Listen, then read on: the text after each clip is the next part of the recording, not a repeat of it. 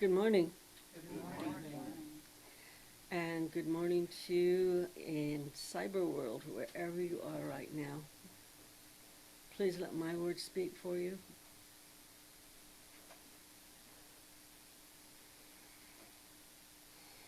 Taking a deep breath in and bringing myself into this one special place and releasing.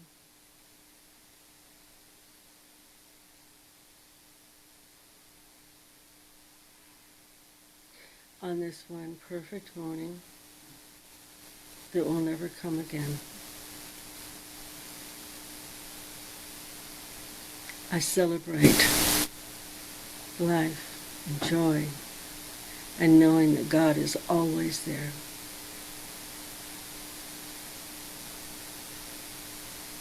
And so in this moment, knowing that God surrounds us and fills us, I open my heart, I open my mind, I open my soul as I say thank you, Father, Mother, God, for every little thing. And I listen with deep eagerness for Reverend Diana's talk.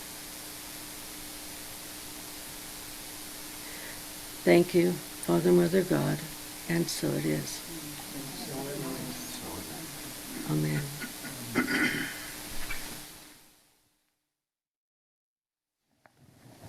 Good morning. Good morning. Welcome. If you're new here with us online this morning, I'm Reverend Diana Johnson. I'm the pastor and spiritual director here at Mystic Heart. So I welcome you home to our independent interfaith community where we practice universal principles and practical spirituality. I lost my word for a second. So now, letting go of all that's come before this moment, we begin our Taizé by taking a slow, deep, cleansing breath together.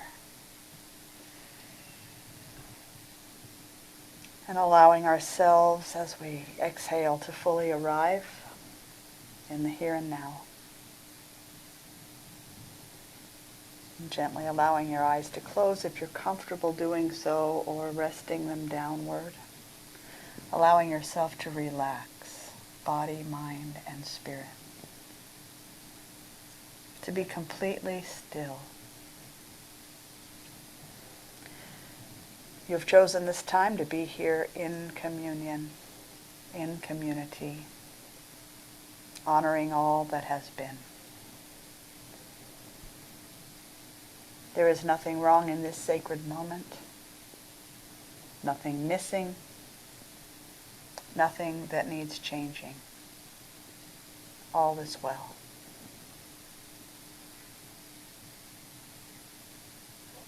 Feel and know the wholeness and completeness of this moment as you allow yourself to be carried by the meditative tone of our Taizé this morning.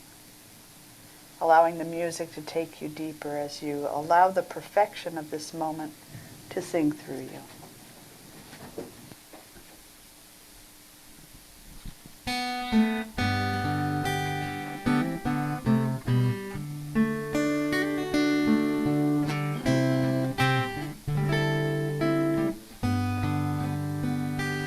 Welcome home to your mystic heart. Lay aside whatever came before. Let your own intuition start to guide you to heaven's door. Welcome home to your mystic heart. Lay aside whatever came before. Let your own intuition start to guide you to heaven's door. To guide you to heaven's door. To guide you to heaven's door.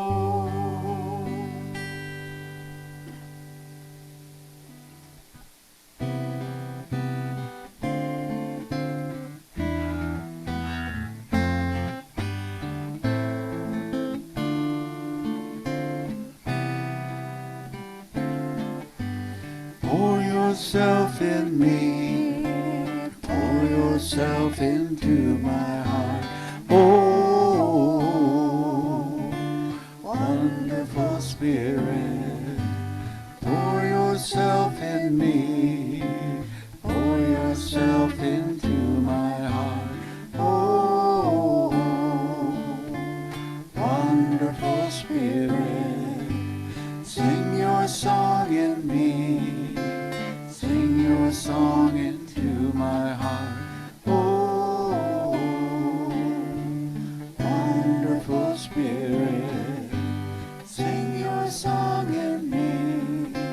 Sing your song into my heart. Oh, wonderful Spirit, shine your light in me. Shine your light into my heart. Oh, wonderful Spirit, shine your light in me. Shine your light into my heart. Oh, wonderful Spirit, pour yourself in me. Pour yourself into my heart. Oh, wonderful Spirit. Oh, wonderful Spirit. Oh, wonderful Spirit.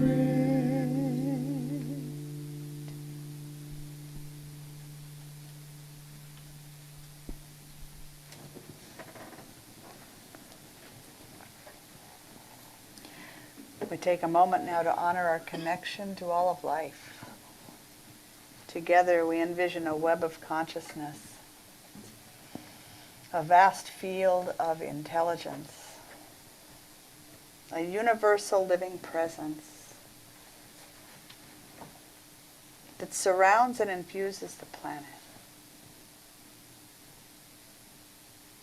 Each of us an intricate strand in the web. Irreplaceable, absolutely necessary to the whole, completely perfect in all of our human imperfections. Each of us is a light, shines our light into the world.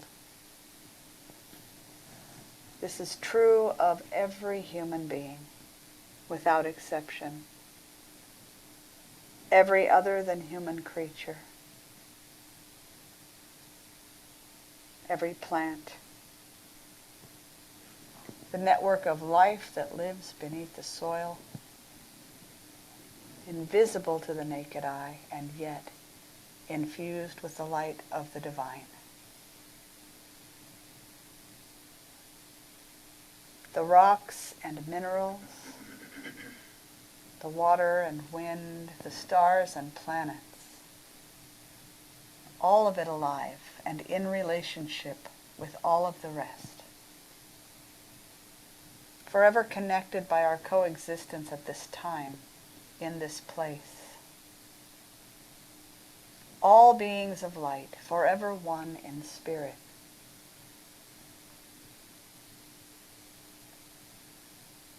As we share time in prayer and meditation, we set a prayerful intention. We're leaving an imprint of peace on the world, a ripple of harmony that comforts all who are in need. We consciously offer the benefit of our time together to the well-being of the whole. This morning we use our shared time to honor all that has been. This is not always an easy task. In light of recent world events, we may be tempted to allow thoughts and feelings of separation to fill our hearts and minds. Jiddu Krishnamurti once wrote, that the ability to observe without evaluating is the highest form of intelligence. And yet, we hear the news and we are overtaken by sadness, fear, and judgment. Looking back into our own lives, we may have experienced painful circumstances that left us with lasting effects, even traumatized, and we're tempted to judge, to disconnect for our own protection, to disown those who hurt us, to allow our pain to drive us.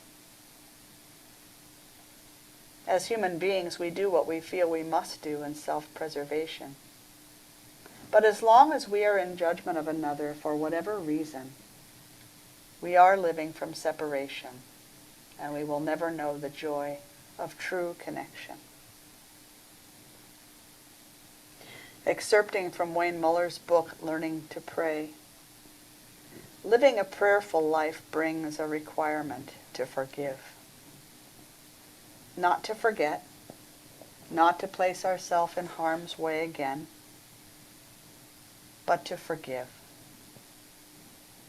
We are told in the entirety of the Lord's Prayer, the only act specifically required of us is the act of forgiveness.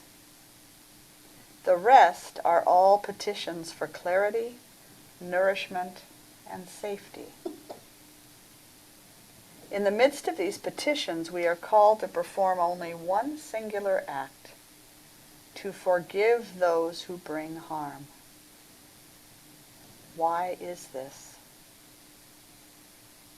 Because without forgiveness, genuine spiritual freedom is impossible. How can we forgive those who have committed atrocities? Where do we begin? How can we possibly honor all that has come before? Again from Wayne Muller, the reasons to hate seem legion. In some circumstances, the thirst for retribution, to extract an eye for an eye and a tooth for a tooth, seems right, balanced, and just. Indeed, prayer for forgiveness does not exclude justice. We are called to work tirelessly to ensure that those who do cause violence, oppression, and abuse are brought to justice, so we may cultivate a fertile, honest peace. To bring this peace of heaven to earth.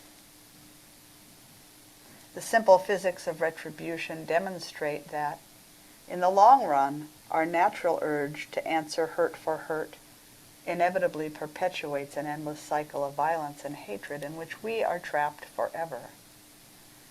How can we free our hearts to enter the household of heaven, even though we have been hurt, betrayed, or mistreated by the world? How can we begin to forgive the atrocities that we face in our world? We begin by consciously and actively practicing compassion. We allow the sadness and hurt we feel to move through us. We begin to ask, what is it that has hurt you so deeply that hurting others is your only form of relief?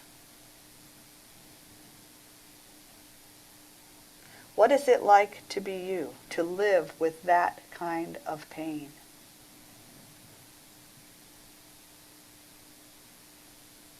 We enter into the practice of prayer.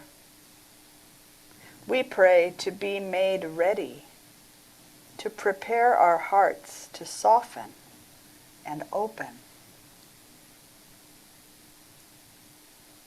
Forgiveness requires a deep willingness to become more spacious. When we pray to be able to forgive, we are praying to be made larger, to become so ample and clear-headed that we can bear even this, while still feeling blessed by the deep and faithful company of God. We pray our blessings into the world, into the heart and mind of Spirit. I bless all who have been harmed. I bless all who have brought harm. And I bless myself in the witnessing.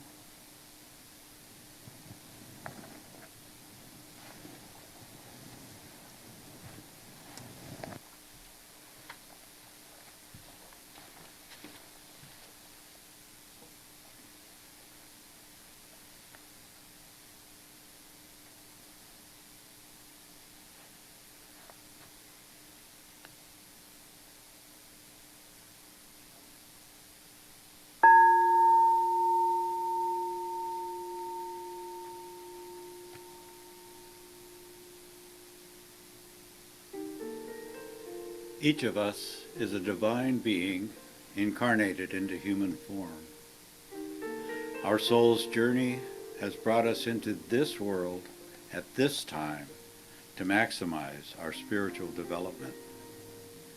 Everyone and everything in our lives is part of the curriculum, all grist for the mill and perfectly designed to point us toward our highest good. We teach that our thoughts, feelings, and deeply seated beliefs activate the divine creative process. As Rabbi Yeshua said, "It is done unto you as you believe." Our outer world reflects our inner consciousness. As above, so below.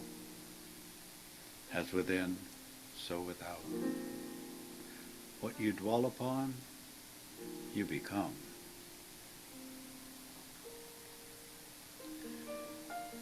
Our experiences in the world reveal to us the content of our heart and mind. In the Far East, this is called karma. In New Thought, cause and effect, or the law of reciprocity. Its purpose is not to punish or reward us, but to serve as a tool for our course correction, to inspire us to live in ever more life-affirming ways.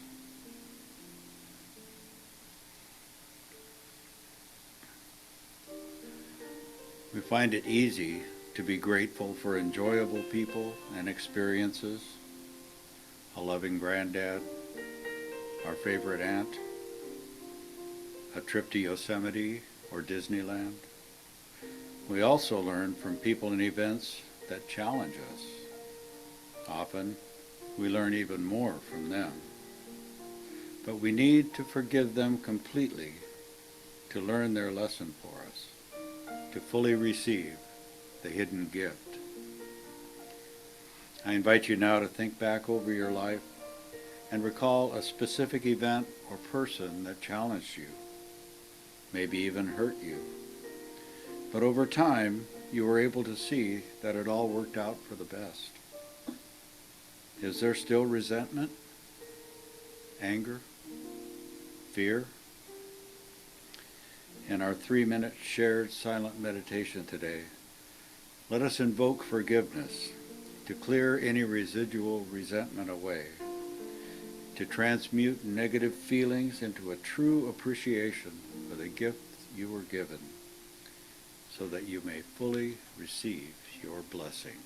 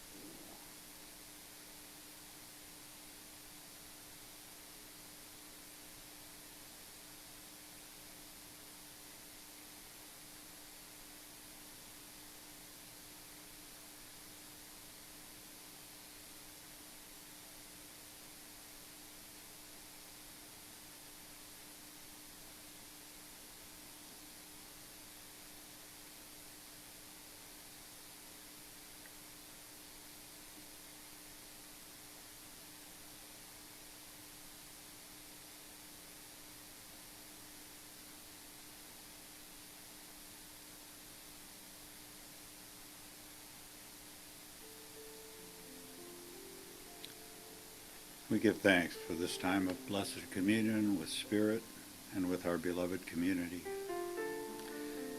Grateful for the courage and willingness to set ourselves free through the practice of forgiveness.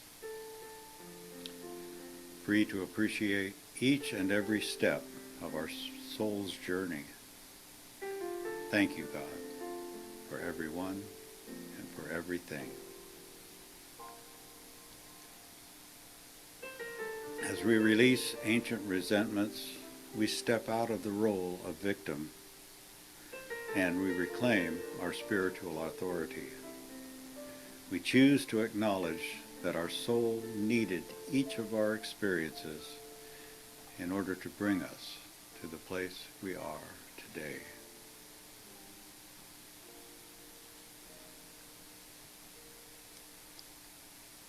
And so, in this free, open, expansive consciousness, we receive Reverend Diana's continued words of wisdom and inspiration with grateful hearts as she encourages us to continue honoring all that has been.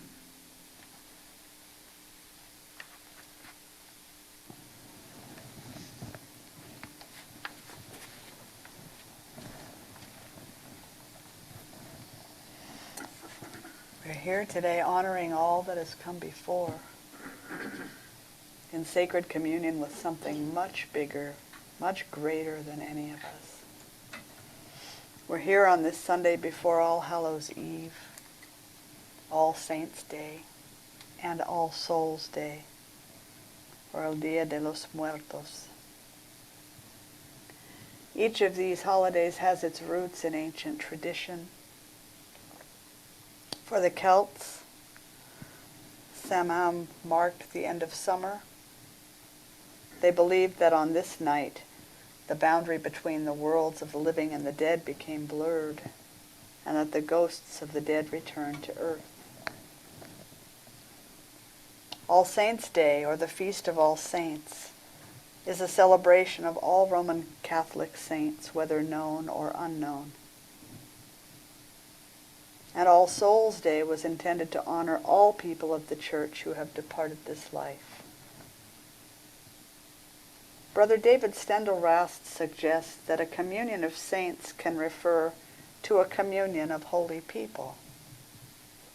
Not holy because they have attained a degree of spiritual development, but holy because they have dedicated their lives to communion with God. That they recognize themselves as united. Or what if we defined a community of saints as the sharing of holy things? Life itself is holy, is it not? As are we. Every one of us part of the whole. Whether we are experiencing life on the planet at this time, or whether we are those who came before, we share this time together today, honoring all that has come before. We honor our family members, our friends, those who have departed this life experience. We honor our teachers, and those for whom we have been teachers. We honor all who have served humanity in any way. And we honor all who call us to forgiveness. We honor all who have touched our lives in any way. And we give thanks.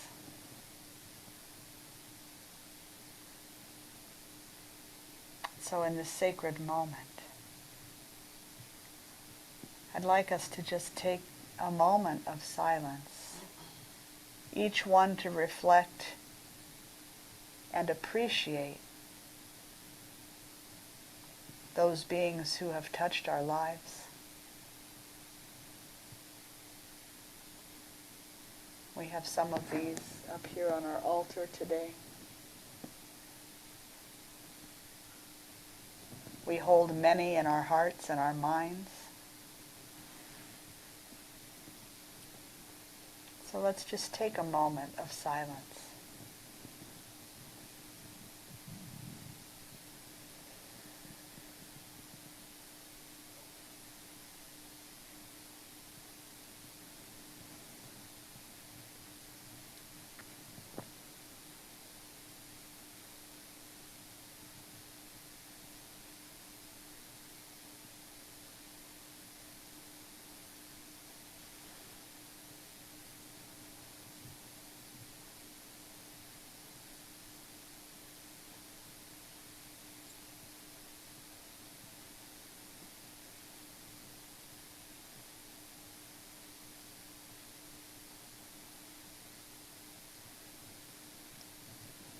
So for our closing prayer today, we look to the Buddhist tradition. May I be happy. May I be peaceful. May I be safe. May I awaken to my true nature. May I be free. May my family and friends be happy. May my family and friends be peaceful. May my family and friends be safe. May they awaken to their true nature. May they be free.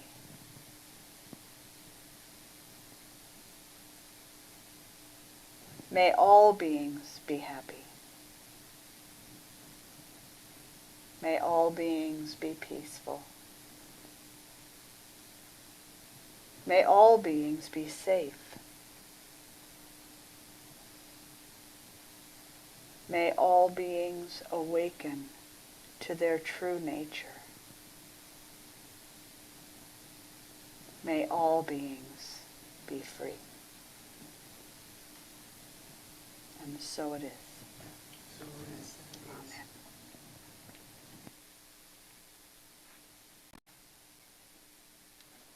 Amen.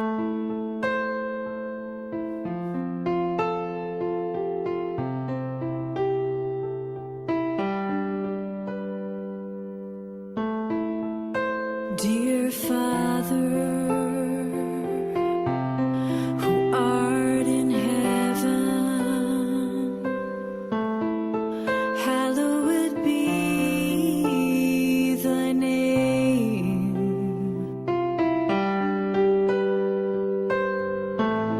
Thy kingdom come,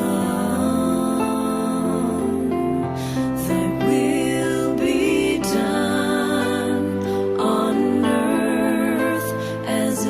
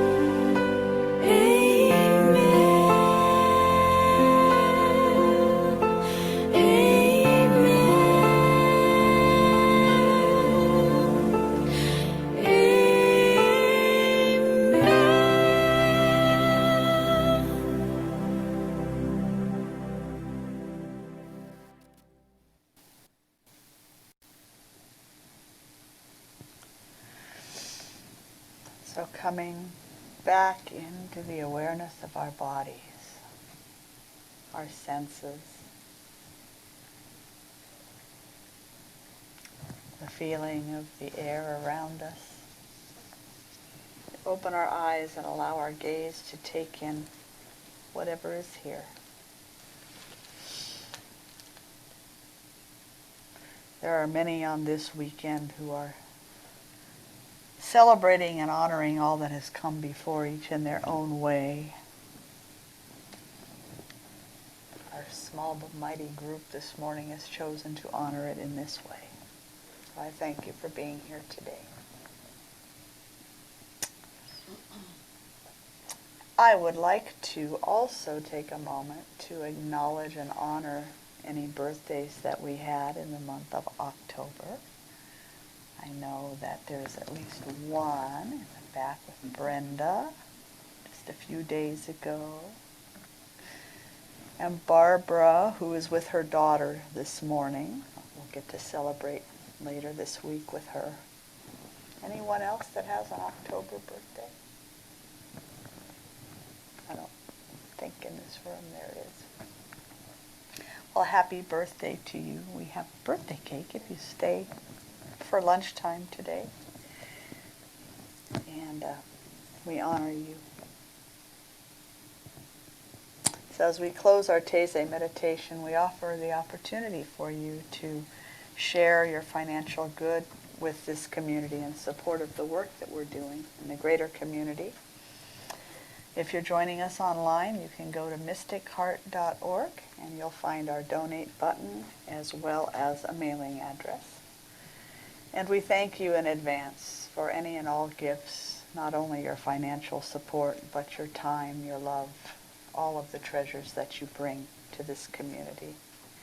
So as we do this, offer this time this morning, I've chosen a couple of videos this morning, one for each service, from the One Voice Children's Choir. And that was intentional. As we're looking back at all who have come before, it's really important that we also look forward to those who will come after us. So enjoy Chosen Family by One Voice Children's Choir.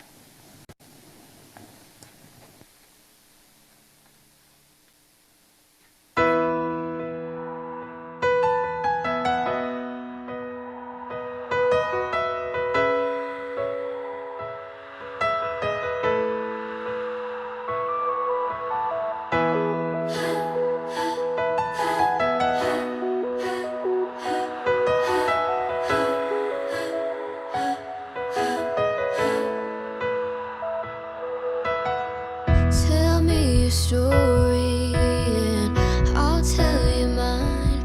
I'm all ears. Take your time, we got all night. Show me the rivers crossed, the mountains scaled. Show me who made you walk all the way here.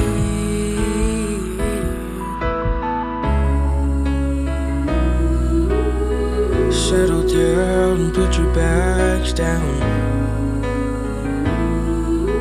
You're alright now. We don't need to be related to relate. We don't need to share genes or surname. You are my chosen family. So what if we don't look the same?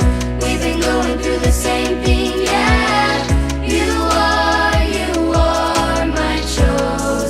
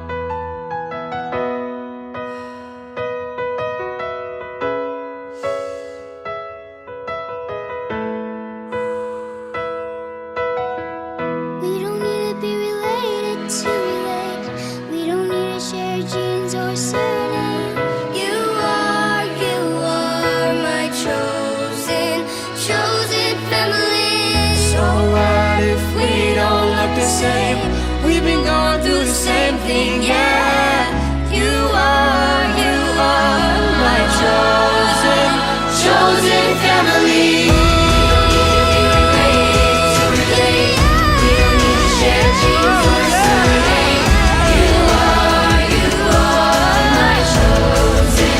Chosen family. So what if we don't look the same, even though we do the same thing? Yeah, you are my chosen family.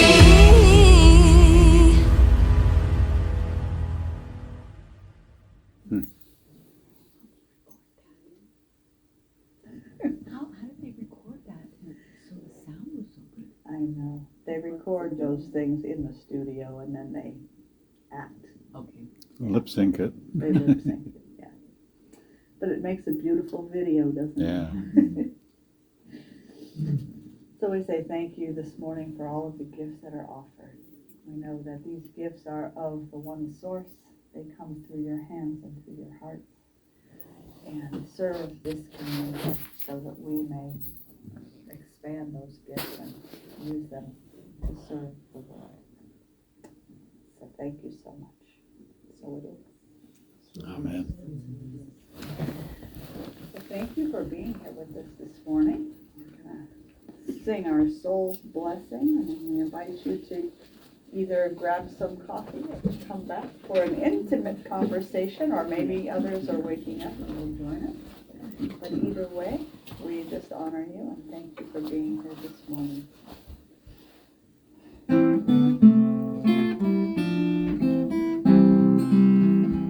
May your soul always find what it's looking for. May your heart always lead the way. May you live in peace and harmony, and may love always fill your day. May your path be strewn with happiness. May success find you everywhere. May you always embrace compassion and grace, and may God always answer your prayer. May you always embrace compassion and grace, and may God always answer your prayer. God bless you all.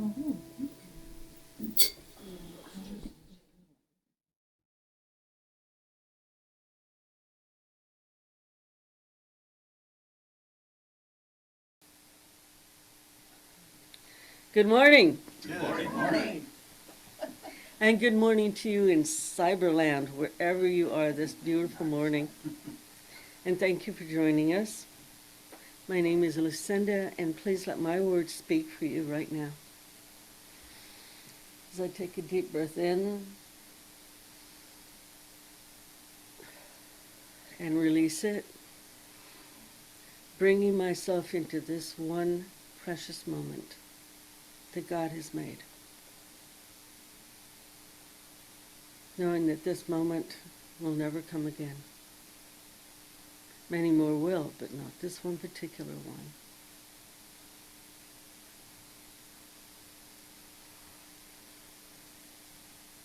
Thank you, God, for infinite variety of moments. So standing here right now, I prepare myself to listen to today's talk, knowing that, as usual, I will go home with more to think about than I had when I came. And so with deep eagerness, I open my heart. I open my mind. I open my soul as I prepare to listen. And I just say thank you for the ability to be here. Thank you for this place. Thank you for Reverend Diana. Thank you, Father, Mother, God. And so it is. Amen. Thank you, Lucinda, for opening this space so beautifully for us. I invite you to join in some music with us this morning to get those of us who are here all awake and moving.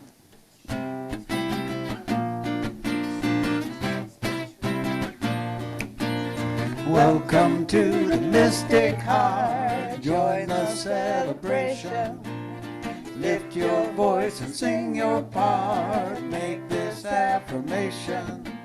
Spirit made us family with loving hearts to share. Together we are joyfully practicing the possible through prayer.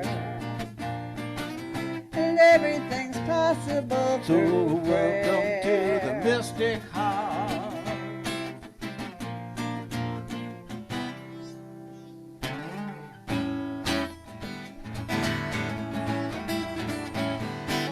I need this morning. Everybody get up on your feet. See the light in everybody you meet.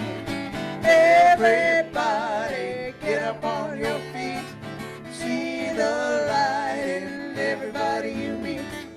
Let us be reminded of who we've come to be. We are love, we are one big family. Hey, hey, hey, yeah. Hey, hey, hey, hey, yeah. Let us make a joyful sound. Here we stand on holy ground. Let us make a joyful sound. Here we stand on holy ground. Let us make a joyful sound. Yeah, hey, hey, hey. Everybody get up on your feet. See the light in everybody you meet. Hey, hey, hey, yeah. Hey, hey, hey, yeah, yeah. All right, how can I serve? How can I serve? Good question. How can I serve today, sweet Spirit? How can I serve today, oh Lord? Speak in ways that I will understand. Where you lead me, I will follow. Where you lead me, I will go. How can I serve today, sweet Spirit? How can I serve today, oh Lord? Speak in ways that I will understand. Where you lead me, I will follow. Where you lead me, I will go. Where's my love today, sweet Spirit? Who needs my love today, oh Lord? Speak in ways that I will understand. Where you lead me, I will follow. Where you lead me, I will go. Who needs my love today, sweet Spirit? Who needs my love today, oh Lord? Speak in ways that I will understand. Where you lead me, I will follow. Where you lead me, I will go. How must I share today, sweet Spirit? How must I share today, oh Lord? Speak in ways that I will understand. Where you lead me, I will follow. Where you lead me, I will go. How must I share today, sweet Spirit? How must I share today, oh Lord? Speak in ways that I will understand. Where you lead me, I will follow. Where you lead me, how can I serve? How can I serve today, sweet Spirit? How can I serve today, oh Lord? Speak in ways that I will understand. Where you lead me, I will follow. Where you lead me, I will go. Today, sweet Spirit, how must I serve today, oh Lord? Speak in ways that I will understand. Where you lead me, I will follow. Where you lead me, I will go. Where you lead me, I will follow. Where you lead me, I will go. Yes, I will. Good morning, everybody. Good morning. Thank you for joining us today. I welcome you or welcome you back if you were here for Taizé. If you're joining us for the first time online, we are Mystic Heart Spiritual Center And I'm Reverend Diana Johnson, the pastor and spiritual director here at Mystic Heart. We teach universal spiritual principles and practical spirituality, and we are an independent interfaith community. So I thank you for joining us this morning. So we're going to join together in our weekly prayerful practice of envisioning a love-soaked world. So I invite you to pull your whole body, the presence of spirit that's running through your body right now, and list that. Feel this vision. See this vision with the inner eye. Taste this vision with me. This love-soaked world that we're creating, where all human beings embody compassion and generosity, peace and love, justice and freedom, where all people everywhere honor and care for one another, honor and care for this planet that sustains us all, honor and cares for every being. We're creating a world where all needs are met gracefully and easily, where all beings are well fed, have the safety and comfort of home, where mental and physical health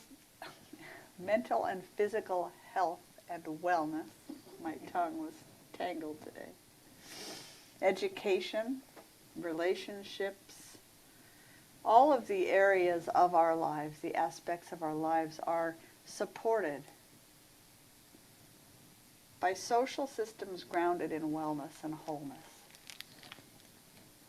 A world where every being serves the greater community, doing whatever speaks to their hearts, and are well supported for their time and their talent and their energy. And by this service in the world, each one finds meaning and belonging. This is a world in which all beings are valued and respected for their authenticity, for their uniqueness. A world where integrity is the norm, where the peace and the kindness that we cultivate within ourselves shows up as a world free of hatred and violence. And so right now, with our growing awareness and by the power of our collective intention, we're writing a new story. A story in which there's no greed, and abundance means having all that we need, all that's required for physical, mental, emotional, and spiritual thriving. We do not lower our vision. We will not lower our vision, no matter what appearances face us in the world. Knowing with our whole hearts that such a world is inevitable. We align our actions to support our vision. And a new world is being born.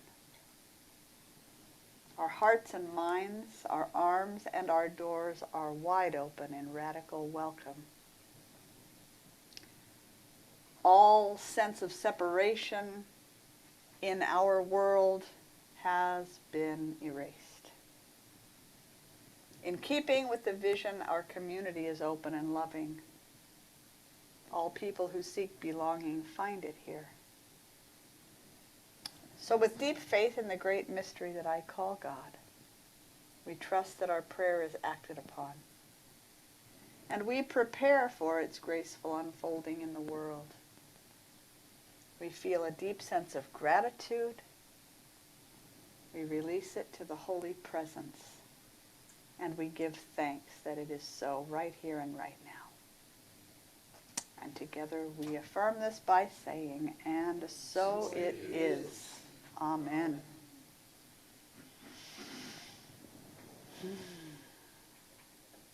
So we've already looked around to say good morning, but if you miss somebody, feel free. If you were with us at Taizé this morning, You know that our topic of conversation this week is honoring all that has come before, and that all is in all caps. You can't read my thing here, but so all of it. It's really easy to honor and be grateful for all the good things, the things we perceive as being the good things. But we're looking at the whole picture. So we have our altar set up this morning to honor some of our beloveds that have gone before. Oh, some of my beloveds fell off the wall. Oh well, they were a little off the wall, I must say. My musician family members, some of them. Make everybody so we can see everybody here. So yeah, it's there are several holidays happening this weekend and leading into the beginning of the week. And so in honoring of all the souls that have touched our lives, we celebrate this morning. We have this unity candle burning in their honor. And we shared a quote in Taizé from Krishnamurti. So I'd like to reshare. It's very short, but powerful, I think. He said, "The ability to observe without evaluating is the highest form of intelligence." So what does this quote mean to you? I'll say it one more time. The ability to observe without evaluating is the highest form of intelligence. Don't be judgmental. Okay, don't be judgmental. Accepting. It's being accepting.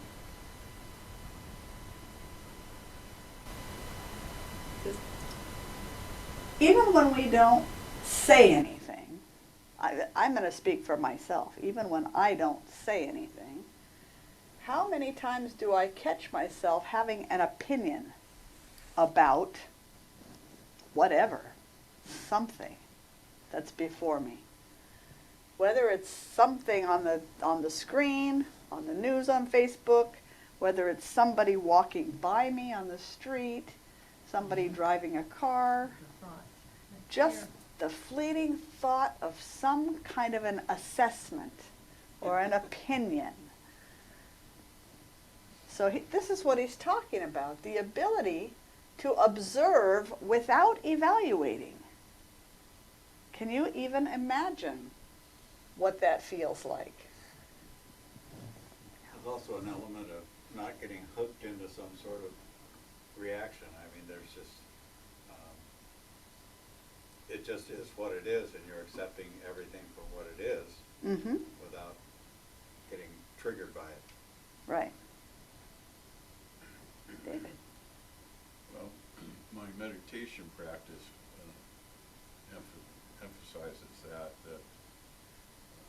I found out a long time ago you can't stop the thoughts, you can't stop the input, but you don't need to participate in the input. Right. Just let it go by. Let it go by, yeah. There are some modern teachers that I'm familiar with, Craig Hamilton and Jeff Carrera right now, and they're students of Ramana Maharshi, so the teaching comes from Ramana Maharshi. And their practice is similar. They call it a no problem, no preference meditation. So whatever arises is not a problem. I have no preference as to whether it comes or not, whether it goes or not. I just observe it without evaluation, without getting hooked. So with that in mind, you know, we have an intimate group this morning. How are we doing? How are we in this room doing with recent news and that observing without evaluating? No, talk about erasing all the time my thoughts, Yeah. my opinions. Try. Well,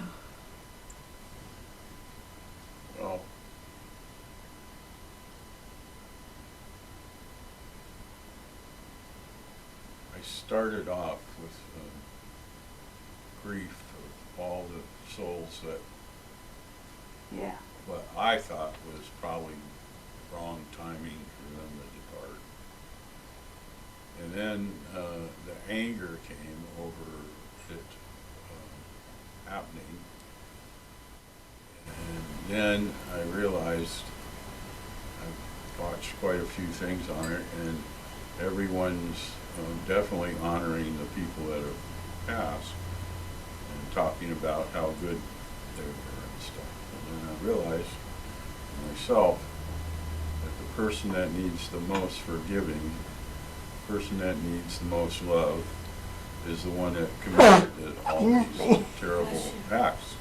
Yeah. Because something's gone wrong. I mean, you know, you just don't do something like that unless you're not really, not really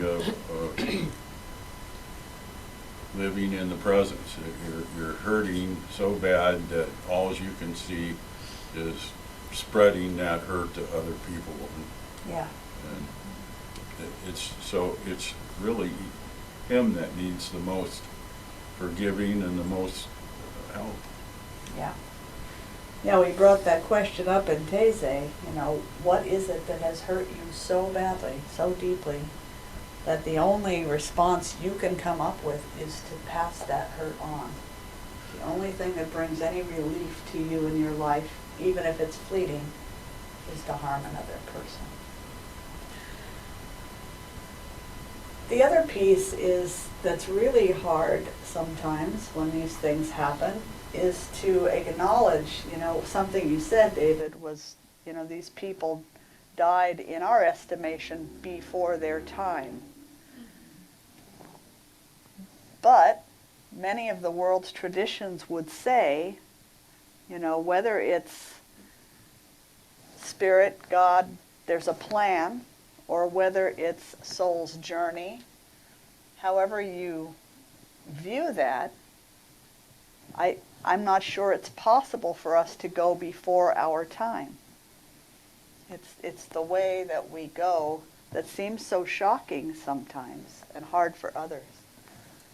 Well, I think for me, my personal journey weighs in with a lot of the other stuff that comes up for me. And so one of the hardest things for me on that journey was acknowledging that at some level, a soul level, I chose to be there. Right. And so when I was in the middle of forgiving everything that was going on, I had to forgive myself for my own part in it. And that's hard. Yeah. But then, you know, you carry that out. That's what you learned during your journey. Then you have to stop and think, each one of those souls is on their own journey, and I can't make a judgment on that. Right. It is not my place. I'm not going to say anything about it barely being okay with me doing mine, but it's not my place to judge what their experience is this Right. time, what they've chosen as their experience. And good guy, bad guy, who knows? Yeah. I don't.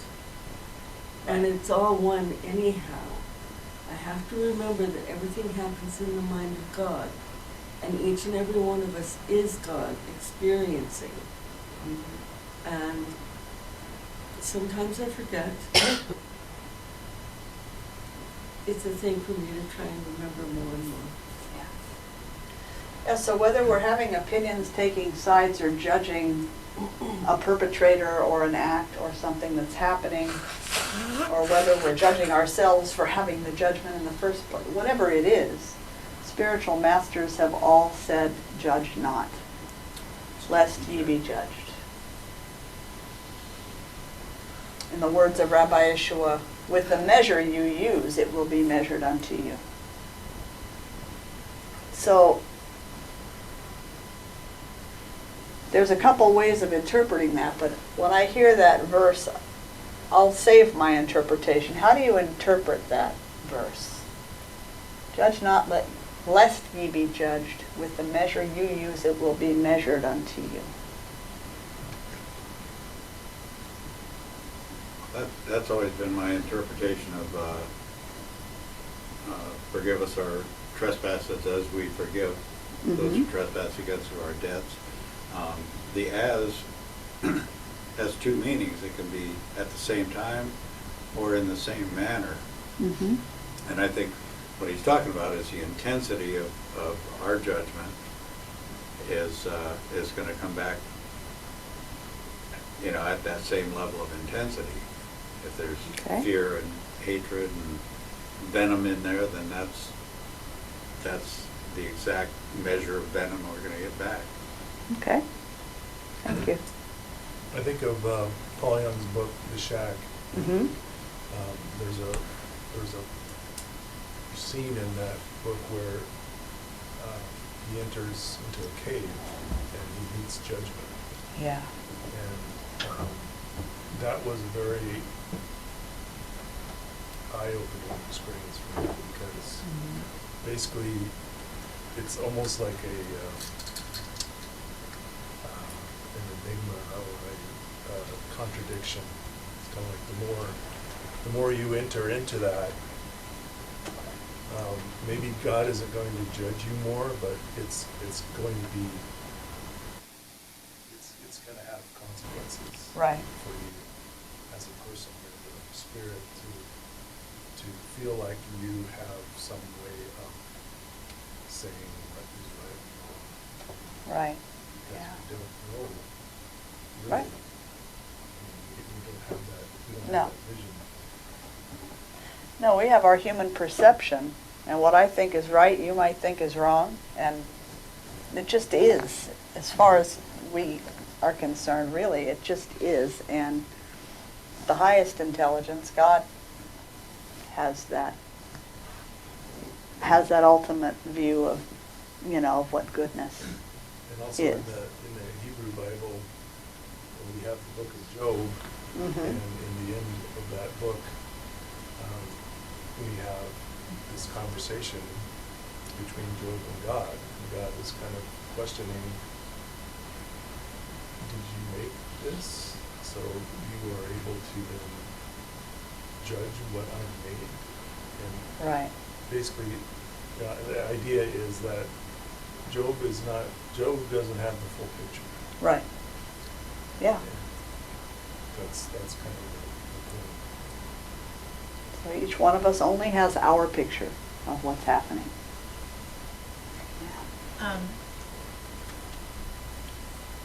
This lady at a Center for Spiritual Living that I used to go to, she was telling about a class where the leader was trying to make a point about judging others. And he made everybody go around the circle and tell like the first impression that you had of other people. And this lady, she was fairly high in the organization of spiritual living, and she was very fancy, always well put together, perfect hair, perfect clothes. And there was a lady in the class that was poor, not nice clothes and stuff like that. And he made him go around and say, you know, what was your first impression of this person and stuff. Wow. And she had to tell the truth, and she was mortified. Yeah. And thinking about what the Center for Spiritual Living teaches and everything, it's like how that did not was incongruent with what she should be, not being judgmental. Right.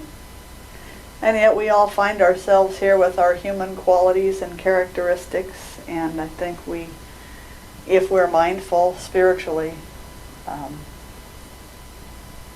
we're seeking definitely to not have those evaluations and opinions that pop up. But for me, it's an ongoing practice. It's an ongoing practice.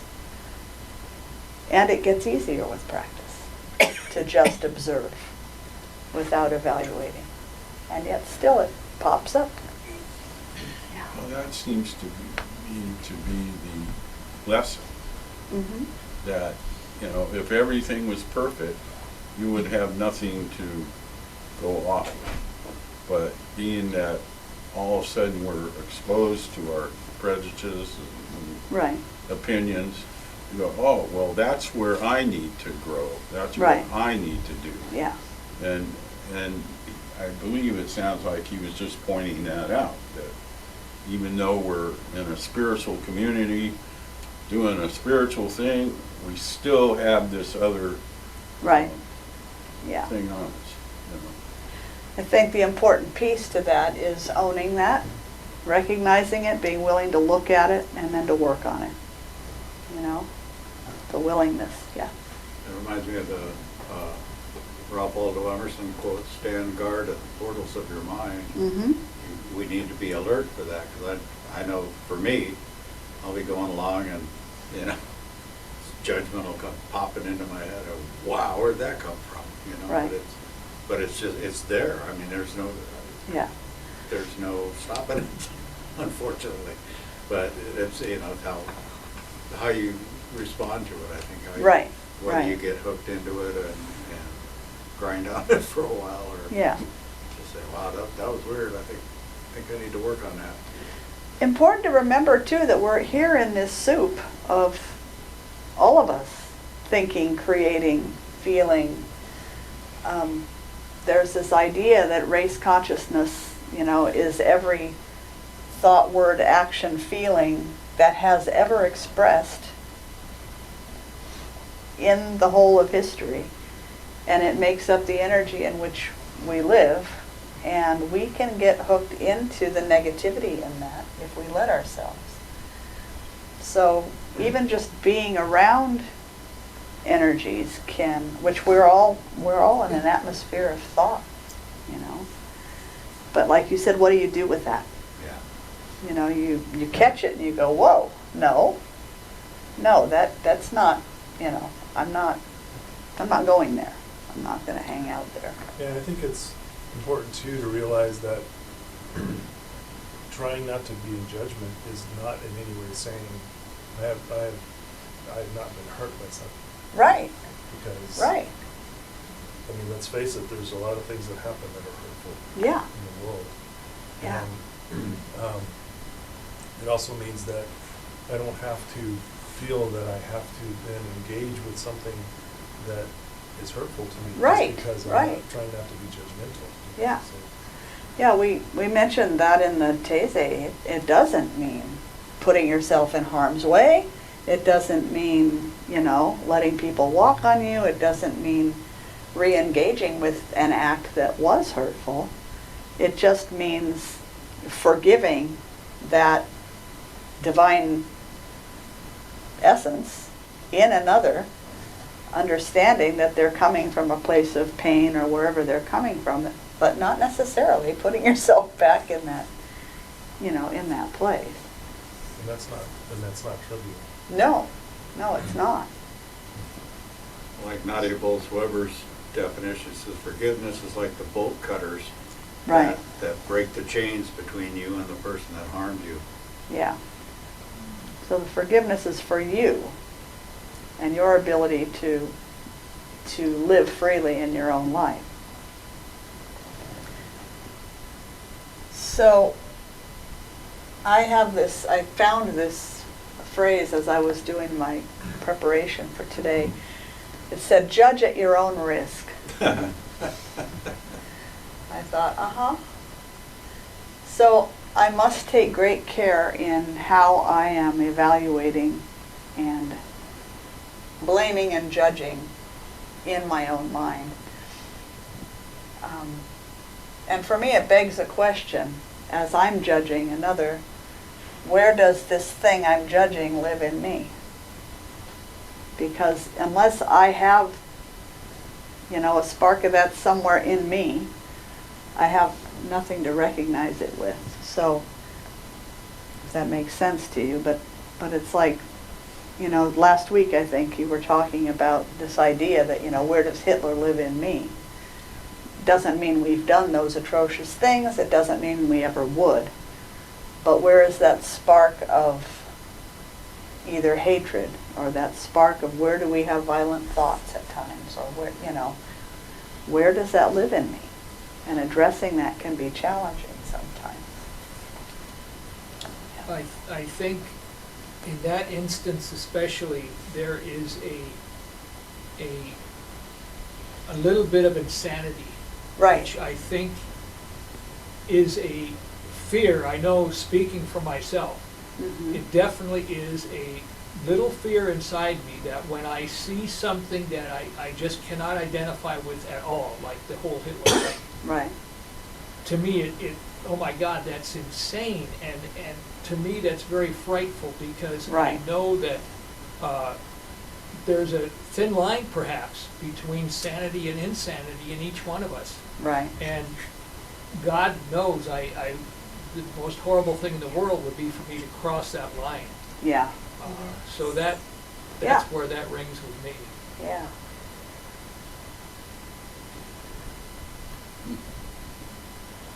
The quote that follows the first one that I read from the book of Matthew says, "Why do you see the speck that is in your brother's eye, but do not notice the log that is in your own eye?" And then there's another little few words, and then, "You hypocrite, first take the log out of your own eye, and then you will see clearly to take the speck out of your brother's eye." And the word that's used, hypocrite, is an accurate translation as far as I've been able to find. So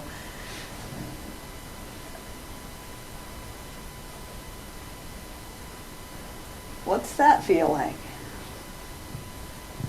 What's that mean? What does it bring up in you? Bob? I would think a lot of people would know they have a log in their eye, but they don't want to pull it out because they know it will hurt.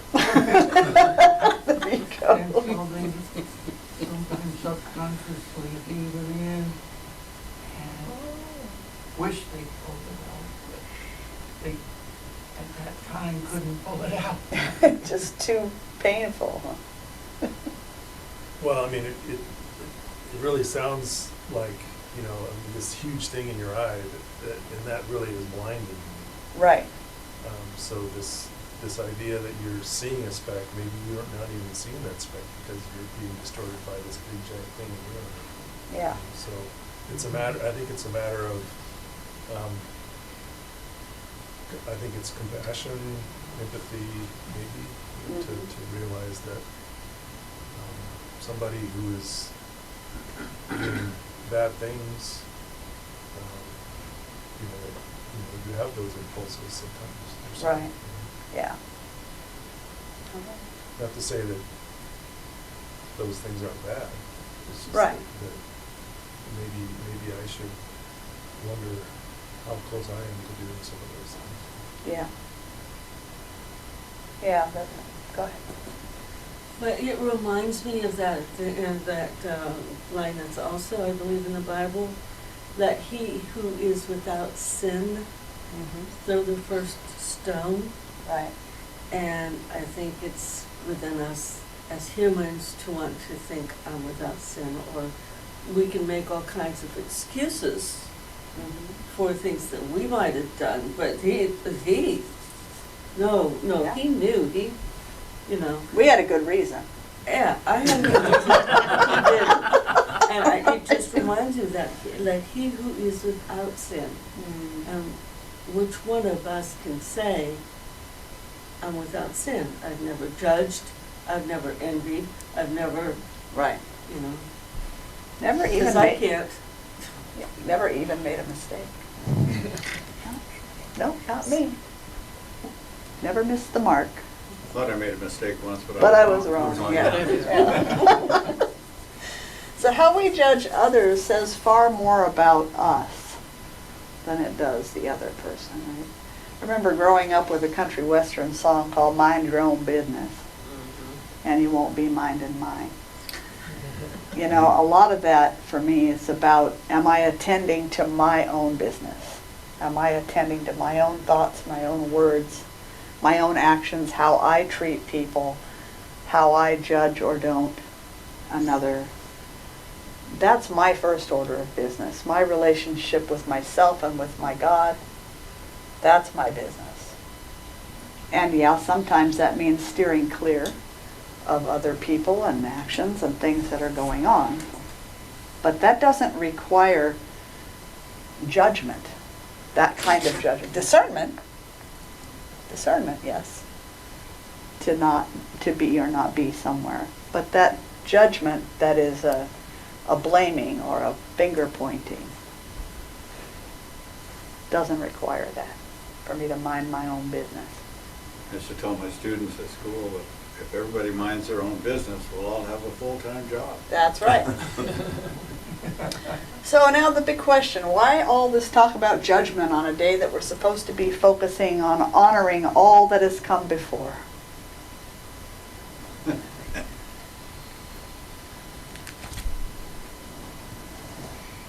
How's it fit?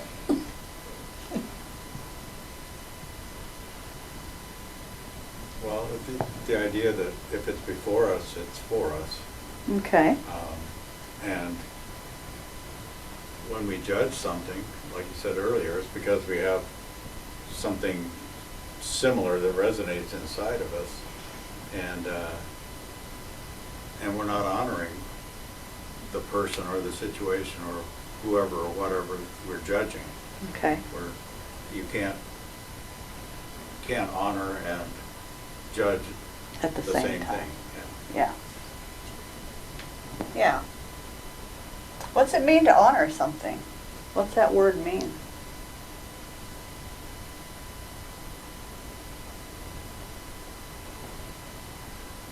Respect. To respect. See it through the eyes of love. See it through the eyes of love. To make it significant. To make it significant. You're recognizing too that there's a blessing here. Okay. Somehow I'm connected with this Mhm. because I have something to learn or to grow from this. Okay. So there's a blessing here. I can honor and respect parts of my family. I do have a judgment because they had judgment. But, however, how did they grow up? Right. I keep that in mind. Mhm. What their life was like before. Yeah. So I honor them, what they knew, and how they proceeded. Yeah. Someone came up after Taizé to get their photo to take it home and thanked me for the journey that we took during Taizé, because this person had a father who she had a difficult time with growing up, and there were many judgments that had been there that she's worked on letting go of.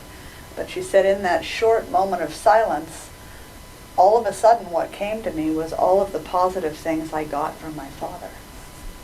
She said, my analytical mind, my intelligence, she said, even look at, his build, I'm kind of built like him, I appreciate that. And all of a sudden, all this appreciation came flooding through. So it's really about, what do we make significant? What do we give our attention to? The word from the Latin to honor means to hold with reverence, or something that is honored or honorable is glory earned. So we're to hold all that's come before, all that's happening now, in our lives and in the world, with a sense of honoring, sense of reverence, praise. That sounds like a life's work to me. That's a life's work. So what's called for before we can move into honoring? If we're not at that point yet with a particular person or circumstance, what do we have to call forth first? Forgiveness. Forgiveness is important. Acceptance. Acceptance. Compassion. Compassion. Perspective. Perspective.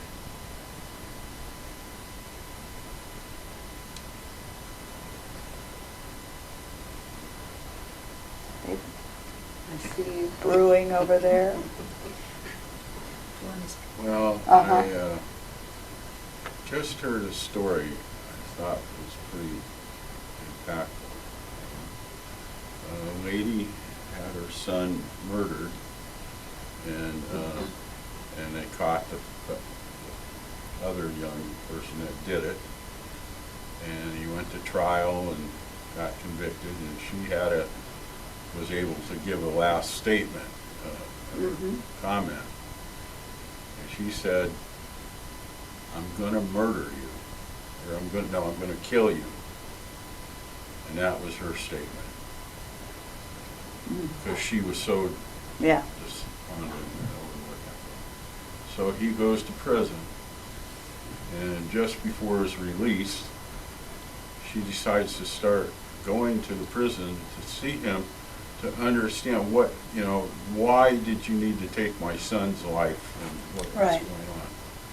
So as he got released, he of course had nowhere to go, out on the street, and she said, "Well, I'll give you some clothing and some food." And then it turned into, "Well, you can stay on my couch until you find a place." And then that turned into her offering him a room to stay in. And on and on that went. And finally he asked her, "I thought you said you were going to kill me." And she goes, "I did." Yes. Yeah. Yes.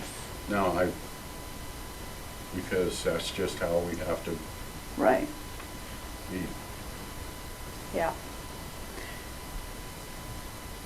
Gave so much love that it put to rest the person that he had been. Exactly. Yeah. That takes a lot. Or the person she judged him to be. The person she judged him to be, or that he. And the person was that at that point. Right. I He mean, was acting from that place at least. Right. But that just shows we're all possible of that transformation. Right. That does not set you in stone that Yeah. you need to be a prisoner the rest of your life or a killer. Yeah. That she did. She killed that. So, yeah, and it's important to remember that the forgiveness does not mean approval of actions or putting yourself in harm's way. But rather in seeing you too are a spark of the divine. There is a spark in you, because there's a spark in all of us. And I hold you without judgment, even as I work to create a world without violence or hatred or oppression. I can do both simultaneously. So I read something this week that helped me with the idea of forgiveness and honoring. I kind of went back and forth as to whether to share it, and now I'm looking at the clock and thinking maybe. You guys game for a short reading? Absolutely. Okay. Sure. Because we went a little longer with our conversation, but it's really good conversation. So I'm reading Rupert Spira's book, The Heart of Prayer. I've been on it for a while. There's a lot of meat in it, and he's a non-dualist. So yes, I know. Yay! So I just invite you to take this in. I'm going to just go ahead and read a couple of pages, and then the question at the other end is going to be, how does any of this play into honoring all that has come before? So why when I was sitting in my chair reading this going, oh, this fits so well? Not everybody might think it does. Who knows? All right.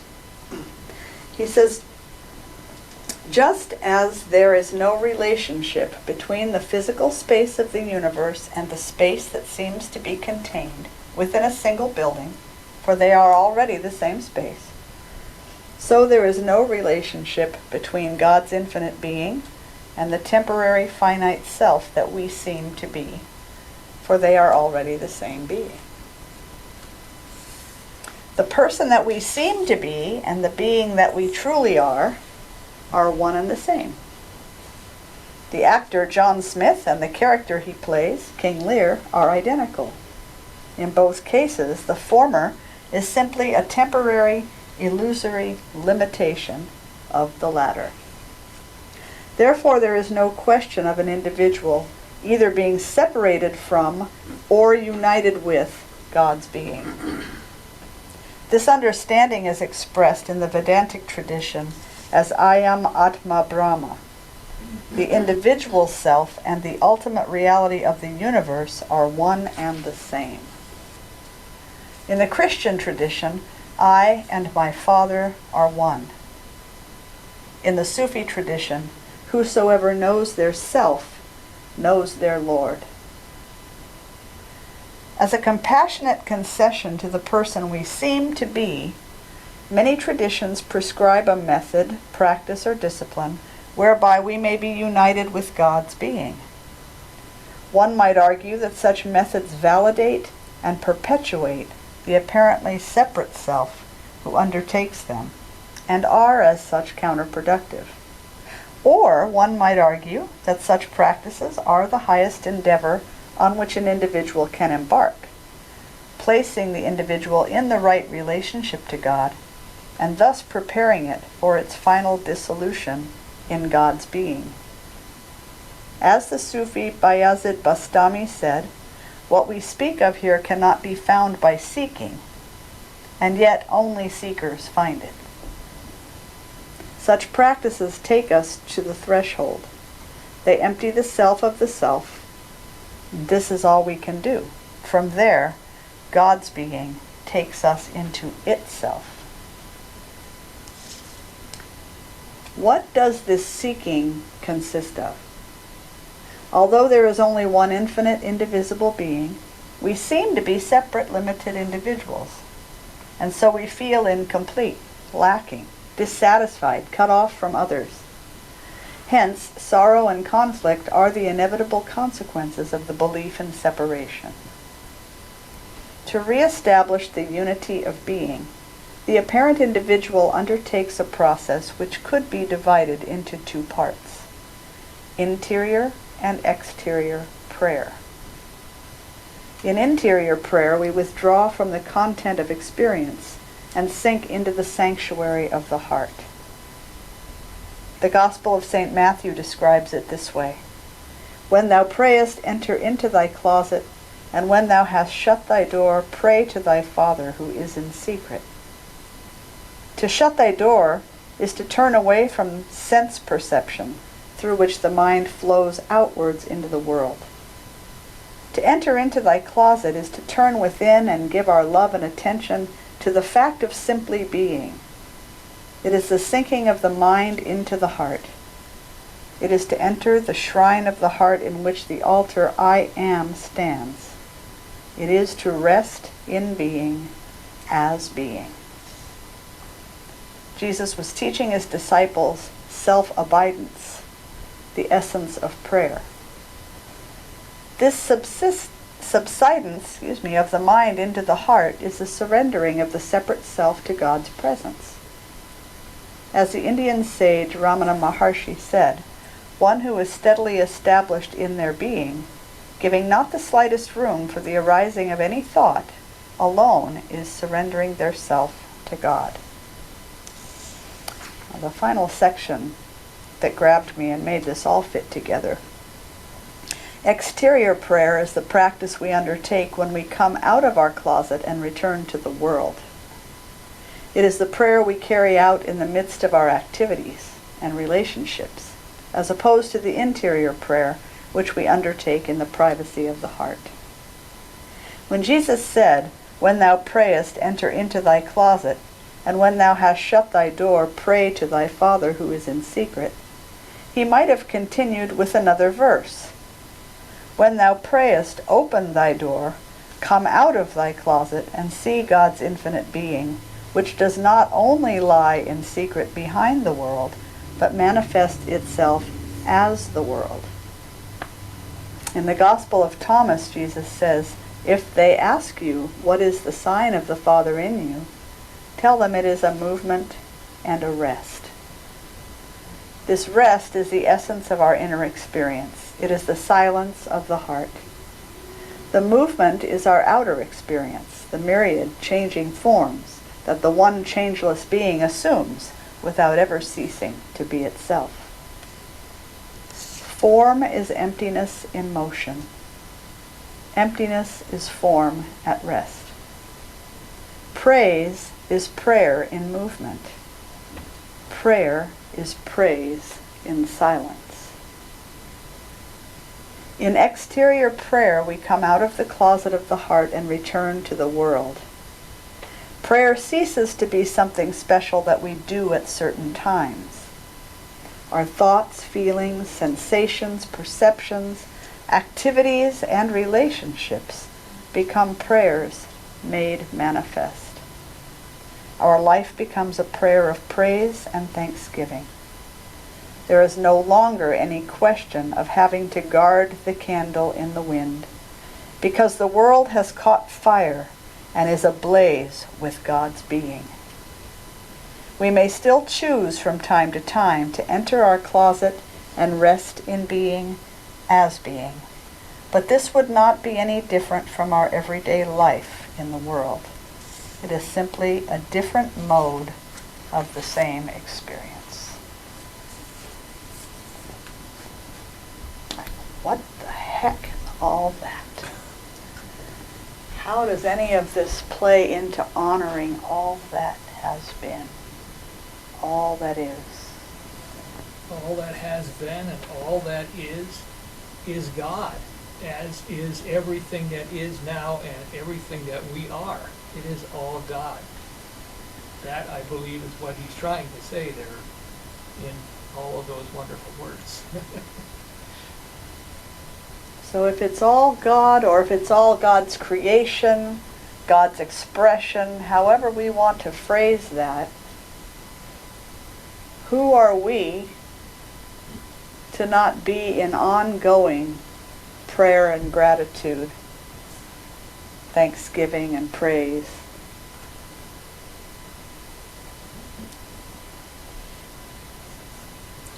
Well, you know,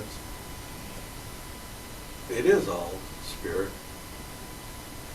playing in form, and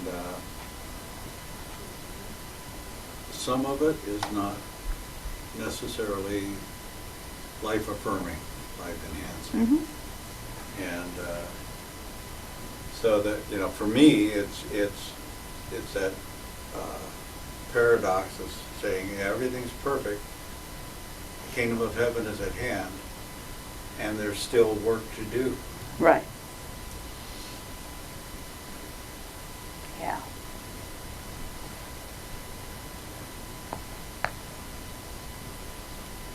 So it's all spirit experiencing itself, or it's all God's creation being expressed of the Father, and there is nothing else. So the question for myself is, can I see it as that? Can I accept and forgive those things that I judge as wrong or harmful? Can I look at the world and see beauty and blessing even amidst the pain and suffering? Can I be the one who goes into the closet, into my inner sanctuary, to pray for my own understanding, my own acceptance, my own forgiveness? Can I be the one who makes my life a prayer?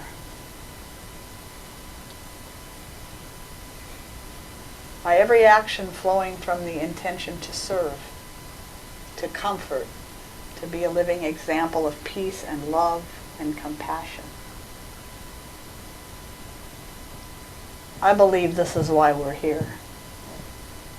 And getting to know ourselves and who we are is for the purpose of then we can go out from there. David? That's exactly what I was going to say. What we see as a problem maybe is our gift of realizing that we can bring change to that right situation. Yeah. By showing up, hands and feet and hearts and voices for whatever is being called forth. So first we have to connect with our own divinity and accept that we are God's creation. find our own relationship to Spirit.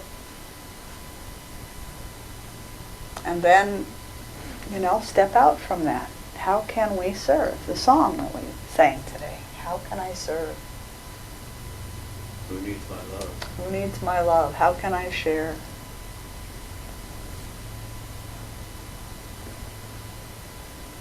And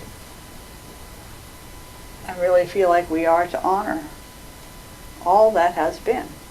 To honor all that has been. Because it's all brought us to this moment, right? If anything in my past had been different, I have no idea who I would be now. And I happen to be, I'm working on myself, but I'm pretty comfortable and happy with who and where I am right now. So, ever onward, but I wouldn't want to change any of it. And some of it wasn't pretty, but I still wouldn't want to change any of it because I don't know who I'd be without it. I was reminded of the words of Julian of Norwich. All shall be well. And all shall be well, and all manner of things shall be well. She wasn't an ostrich putting her head in the sand saying that there's nothing wrong in the world. She was saying, no matter what the appearances are, God's eye view is all shall be well. No need to get all worked up over it. It's going to be okay.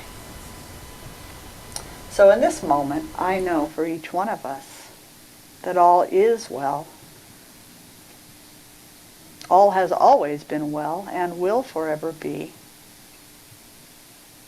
unfolding in God's perfection. Each of us is a perfect expression of the divine.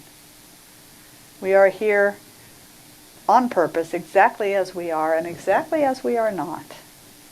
There is nothing broken, nothing wrong, nothing missing. And so we make this journey with our eyes and our hearts wide awake. We commit to an ever-deepening relationship to our personal experience of God. And we commit to a deeper and deeper experience of service in the world, knowing that we make a difference.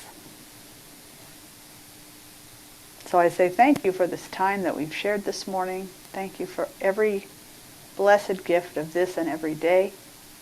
Thank you for each person sharing in this time. And I release this prayer trusting that it sends us into our week well-grounded and with lots to think about. And we honor all that has come before. Together we say, and so it is. Amen. Nice. It's not any room of full of people I can read Rupert Spira to, so I hope it wasn't too whatever. I love this stuff. It's good stuff. So each Sunday we invite you to join in celebration with us by giving of your financial abundance, should you choose to do so. So we're going to take a moment, offer you a song from the One Voice Children's Choir, another one. I played one of their others earlier. If you're on our website today, if you're online today, you can go to our website to find a donate button or a mailing address if you choose to honor us with a financial gift. And in whatever way you serve this community or show up or take part in, we say thank you for your engagement. Honor you.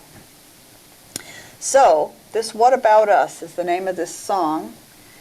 And it just occurred to me that as we're honoring all who have come before and honoring all that is now, we should also be pivoting and looking ahead at who are those beings that will be following us. And so this song is called What About Us?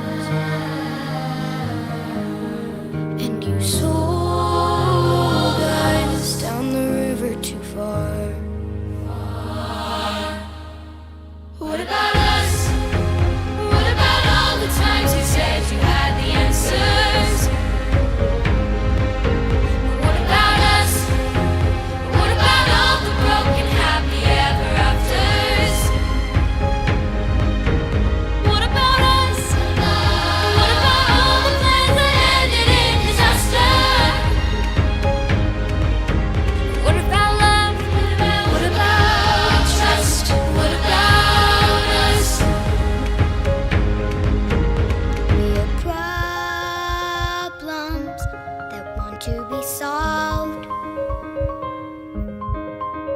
We are children that need to be loved. We need love. We were willing, we came when you called.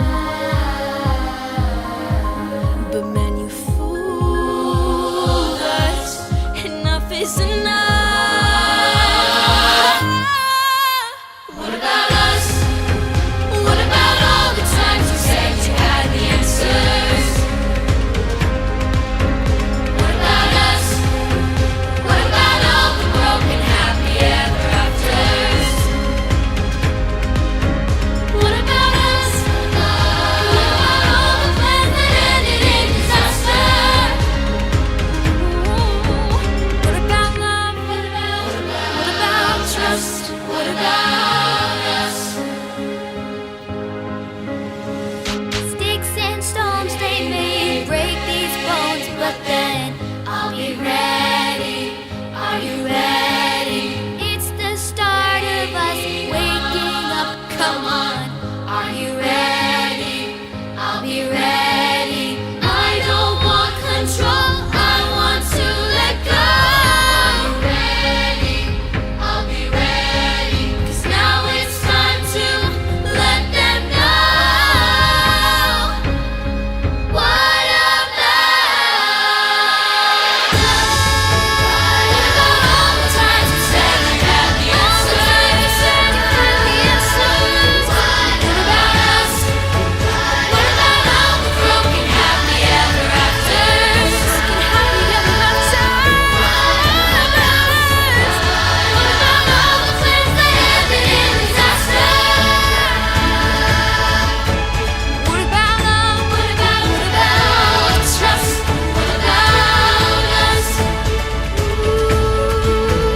What about love? What about trust? What about us? What about love? What about trust? What about us?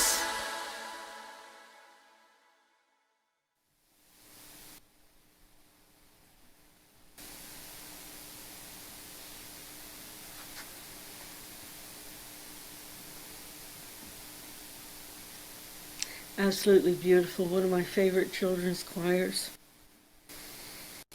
So I take just a moment to pause in deep, deep gratitude, not only for the gifts that each one has given today, but also for the gifts that each one brings each and every time, and for the gifts of those who've come before that enable us to be right here, right now, for the gifts of those who've come before me, even if they didn't seem like gifts at the time. But that's who I am, that's where I am, and why I am here right now. And so I'm just deeply, deeply grateful for the past, for the present, and for the future. And so I just say thank you, Father, Mother, God, and so it is. So is it. Amen. And let's close up, because we have a lot of crock pots next door.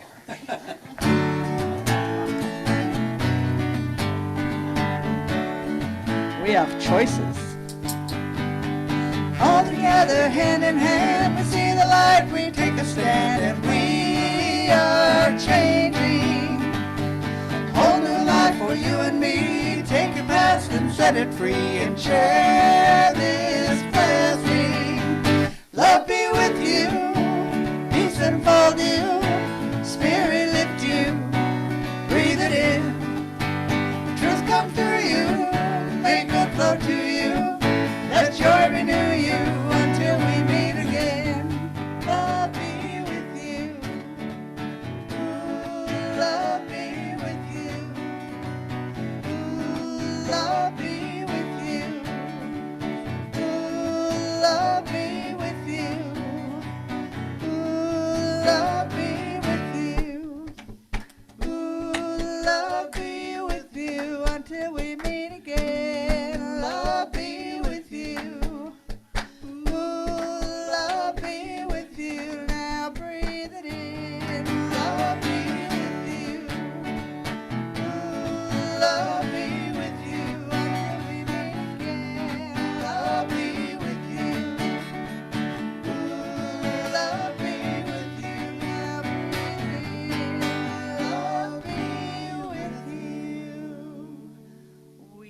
love you.